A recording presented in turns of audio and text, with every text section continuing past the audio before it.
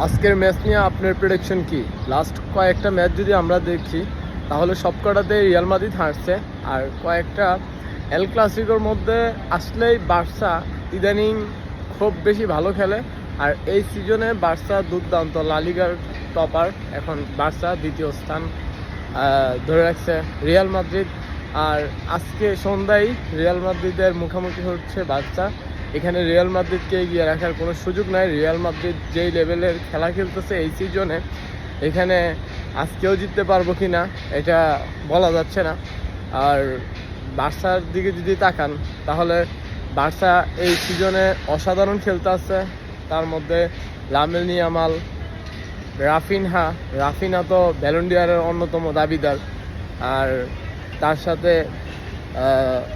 Real মাদ্রিদের আরেকটা খারাপ দিক বলা যায়, কার্লো আনচেলত্তি যেহেতু এই ম্যাচ পরে চলে যাবে।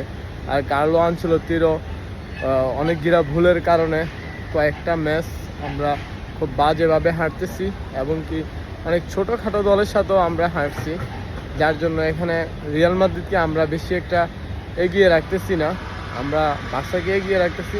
তারপর আপনার প্রেডিকশন কি সেটা অবশ্যই আপনি কমেন্টে জানান। আর আপনি আজকে ফার্স্ট 11-এ রিয়াল মাদ্রিদের হয়ে কাকে কাকে দেখতে চান এটাও আপনি জানাতে পারেন।